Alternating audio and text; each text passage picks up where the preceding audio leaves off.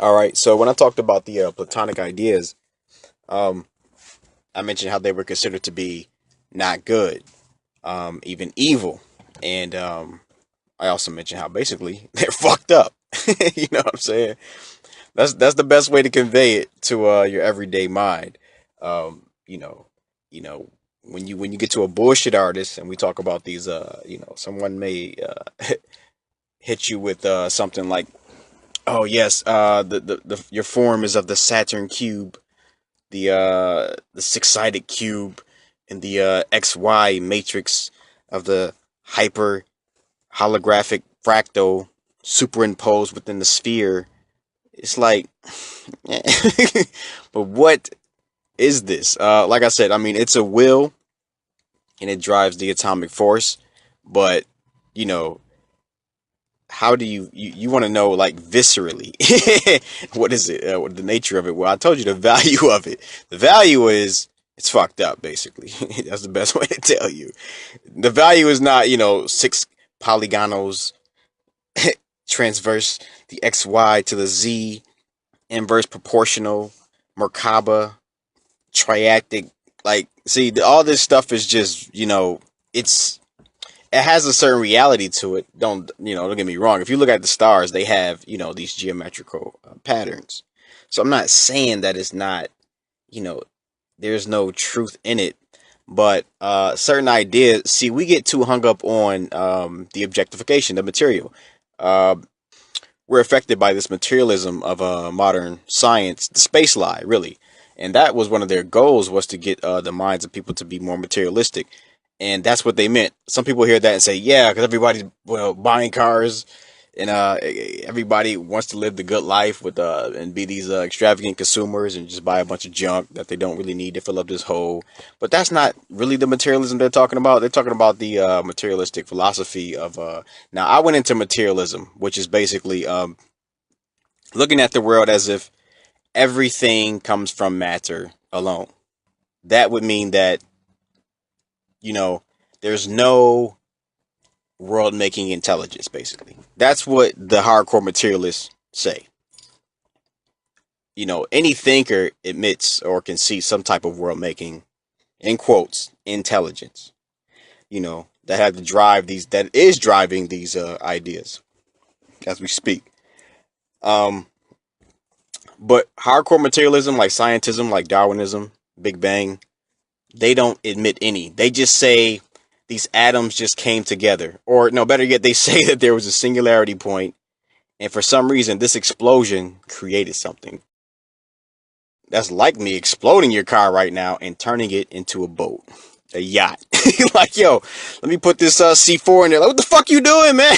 Like, I'm gonna turn it into a boat. This is gonna be magic. Like, but anyway, an explosion that creates something. So, but and it, coalesces again around these galaxies and these stars and these planets, just coalesce magically. But they still won't admit any type of world making reason, any type of logic to it, when clearly the world has a logic to it.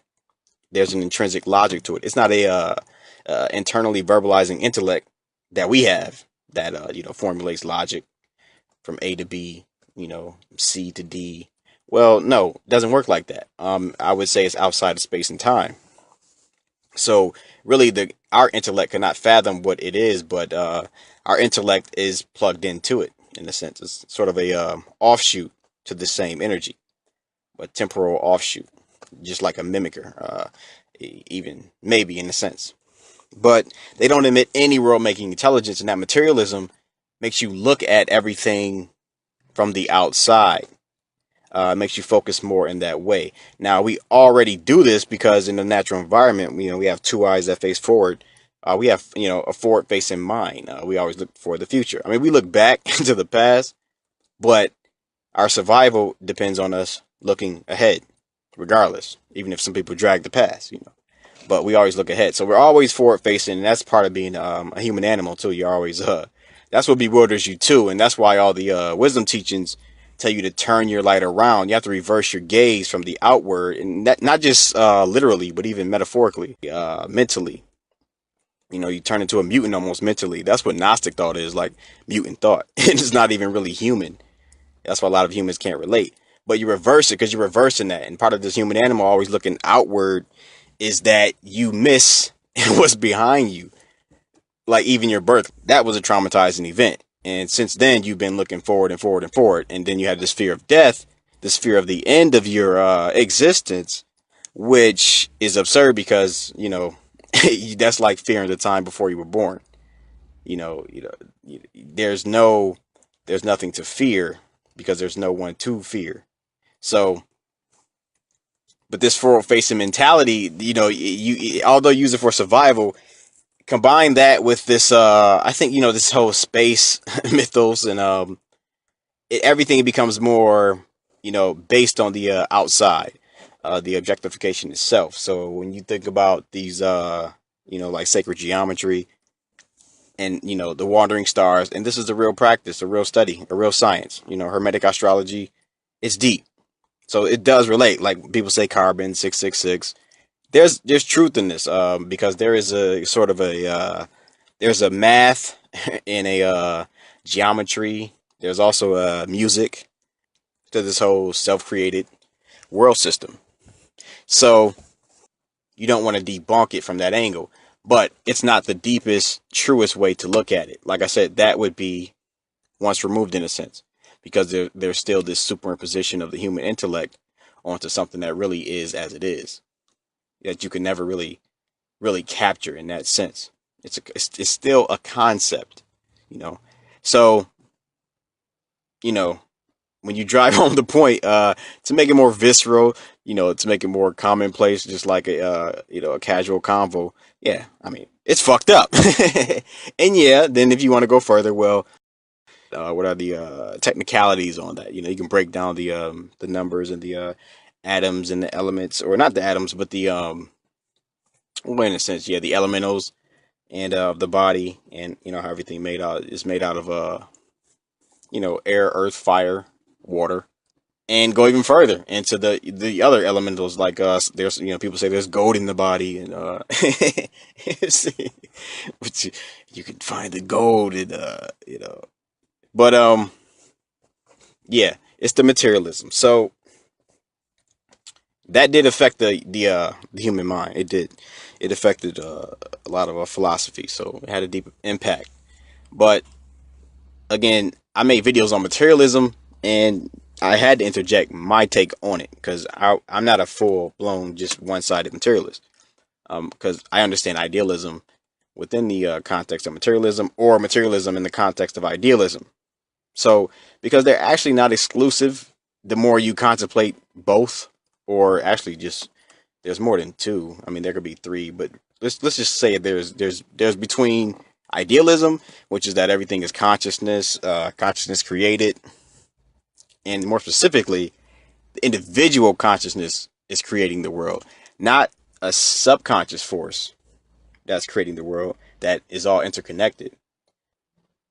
But extreme idealism says that the world is basically your world.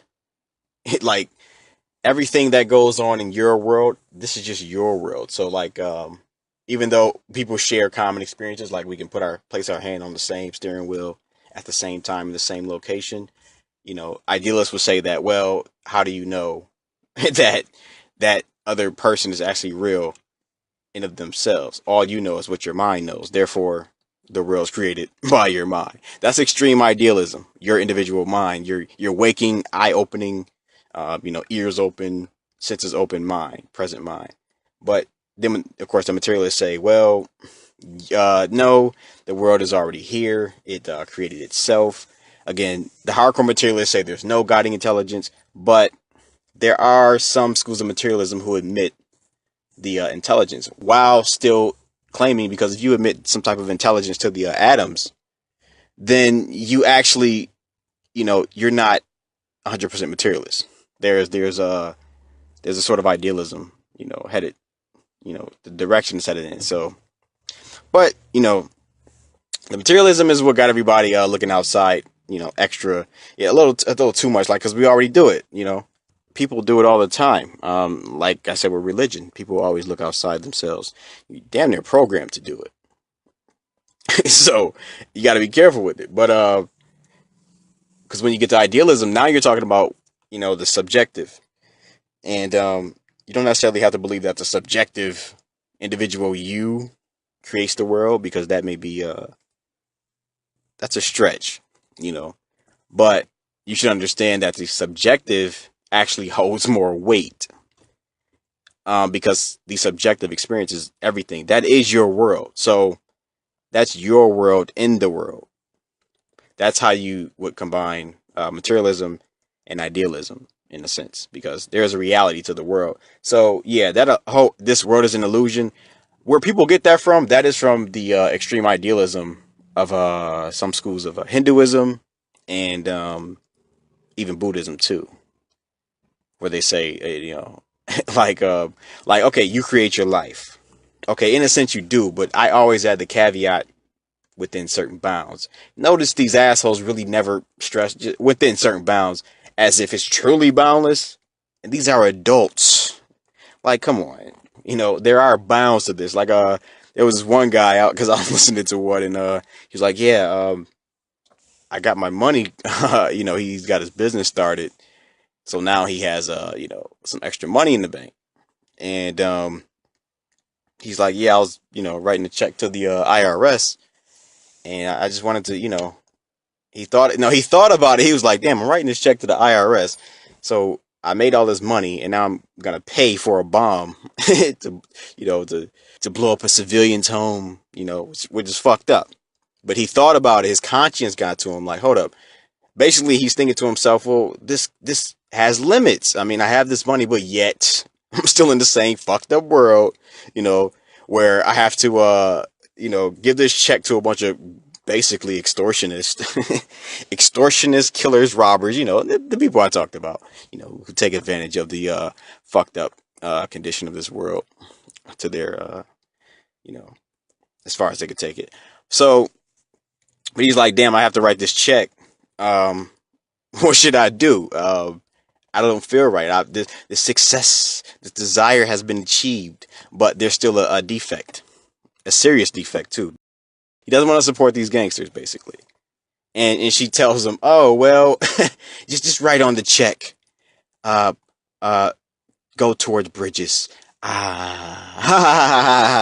see the bullshit. Like, come on, really? Yeah, fucking listen. They're gonna erase that shit. They're gonna send you the check back. Like, get it right, sir. Right?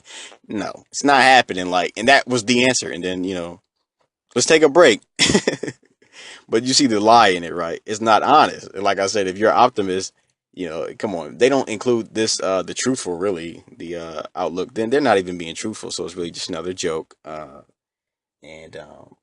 it's not. They're not really conscious. So, or consider that conscious to be, like I said, I would consider conscious to be like mutant thought, to be aware of this matrix that you're in right now, which is basically, like I said, the evil natural matrix. It's Divi Ergos. That's the real matrix, and it's not neutral, of course, to any serious, honest mind. But that's the world that we inhabit, and so law of attraction, while being real, he just proved its defects, and it's apparent, it's glaringly apparent, because no matter what you do, we'll always be, at the behest of societies that we live in, basically, to a great extent. I mean, you'll be hard pressed to go, you know, you can go live no, nobody's really gonna do the in the forest life by themselves, or even with another person. You will probably want at least 40 people there, and hell, now you got another society. So, but nobody wants to go live in nature. Really, most people. That's not happening, because I hear people talking about, because flat Earth, let's just say it did get revealed. That's a lot of power that's going to be lost. So, come on, the whole mind fucking program will be revealed to be what it is, which is some plot, some sick plot. But people would just begin to see.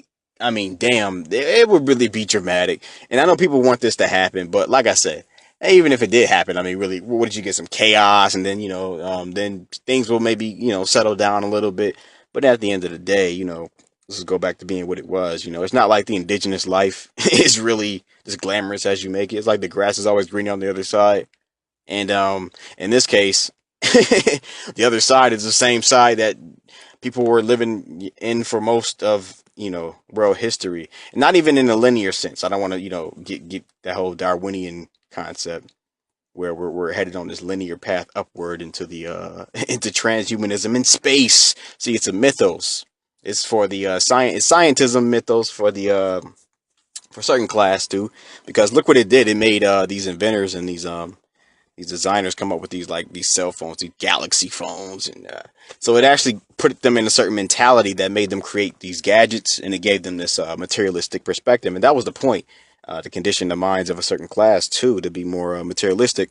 Then the material sciences would progress. So that's another angle on it. Also, that's why it's so serious. We have to see this as but and that absolutely demonstrates law of attraction. If you believe it, you can achieve it. So, like I'm saying, there is truth in law of attraction, and but it's limited. It's within bounds. Like I said, he can't. He has to pay the IRS. They're gonna use the money to go bomb some civilian home, and he knows that. So he's like, I want to pay these gangsters, fucking sending me letters every day, but he has no choice.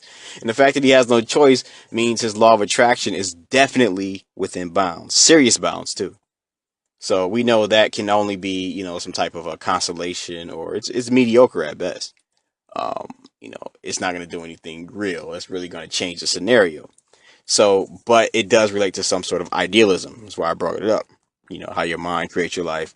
But extreme idealism, when we say how your mind creates your life, it's a partial truth. It's a half truth. Like, it's true, but come on, you didn't create the people that you beat every day. Like, your mind didn't create them. Your mind perceives them as only your mind can, and your senses can, but you didn't create them. So that's how you combine the materialism and the idealism, by understanding that, because the individual mind didn't create the world.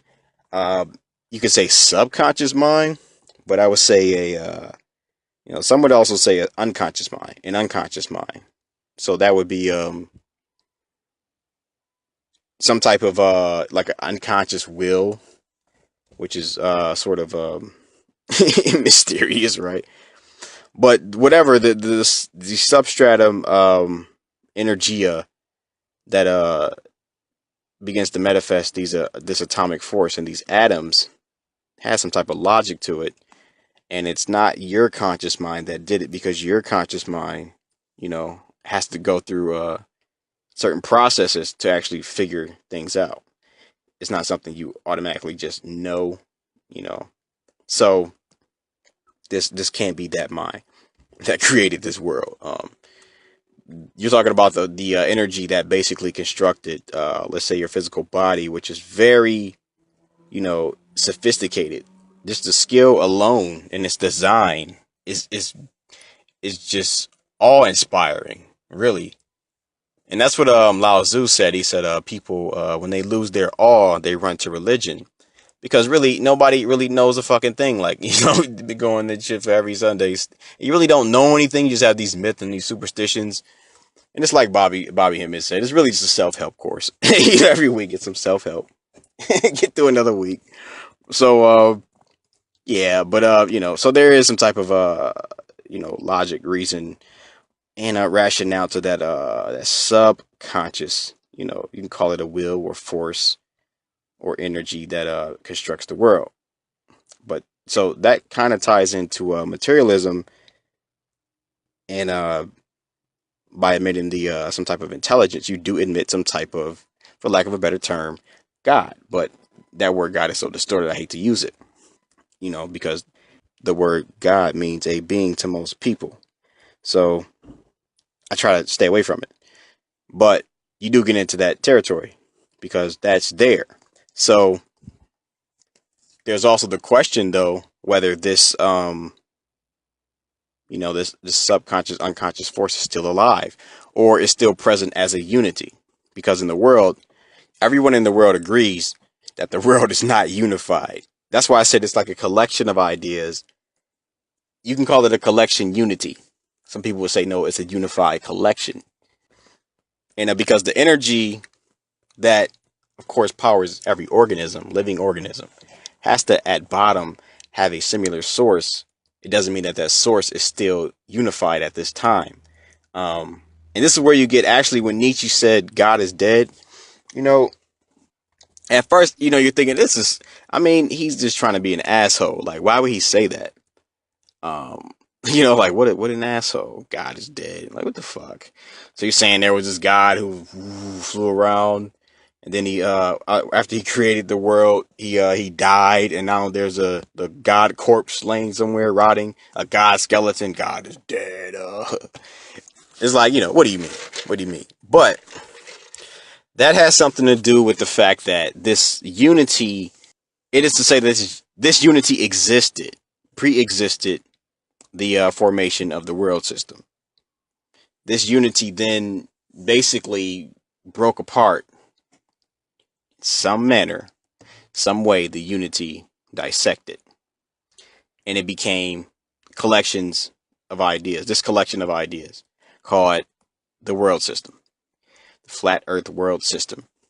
So at this time, that unity is no longer present as a unity, but we can tell from the manifestation that it at least was a unity because, again, we can see the similar design of even the creatures, even cross species and cross biological organisms, plants. For instance, you see this similar features. So, but the thing is there an active present unity at this time, or is it just now God is dead? Not dead, but broke into pieces, not unified.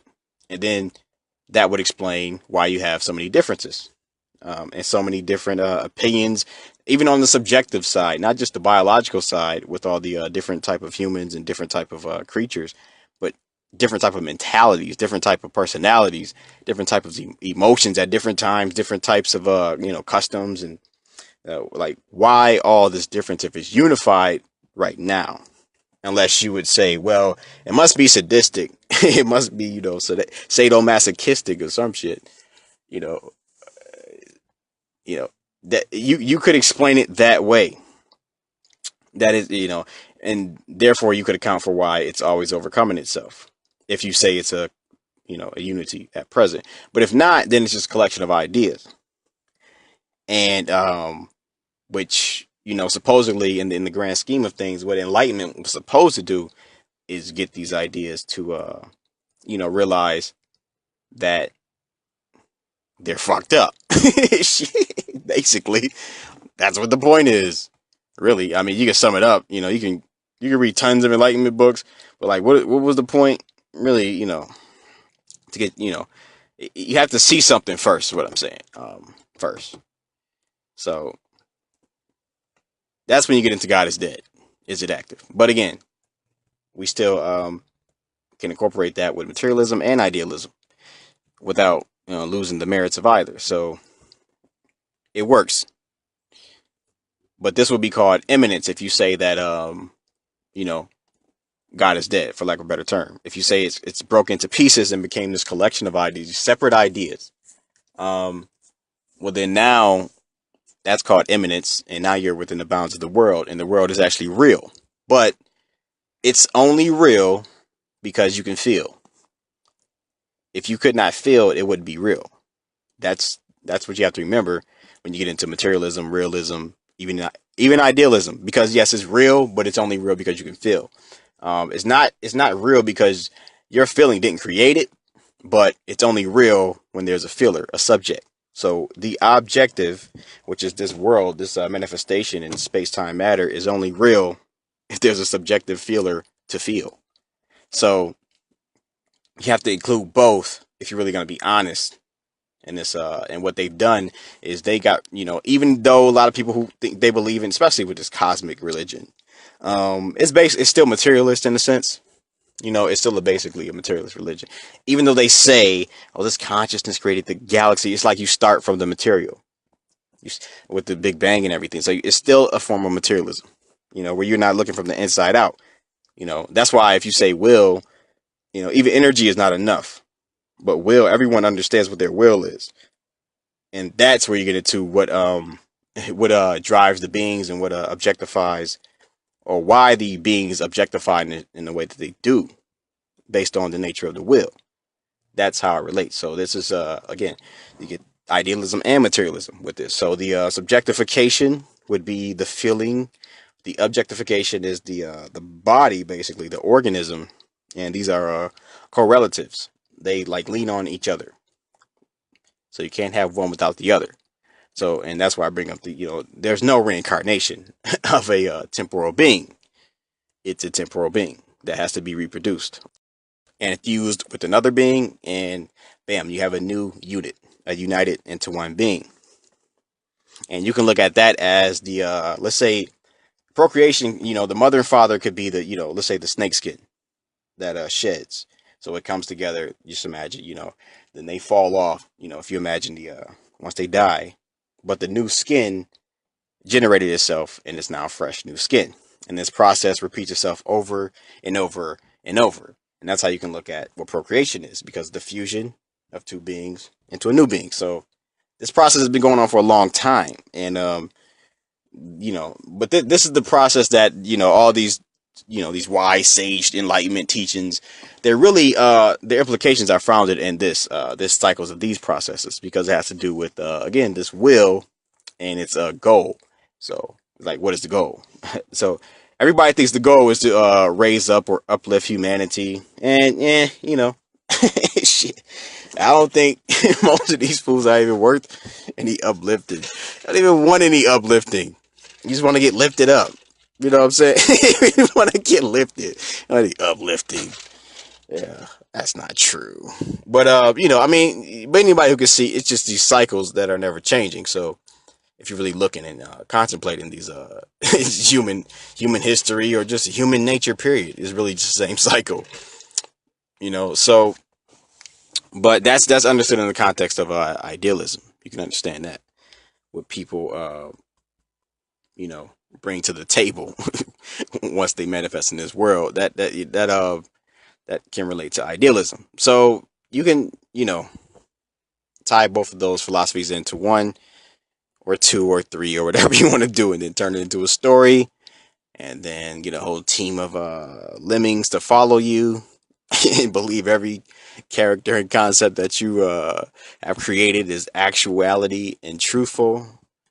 And then get you guys a congregation and ask them for money, and threaten them with not being able to ascend, and they can get rich. But anyway, peace.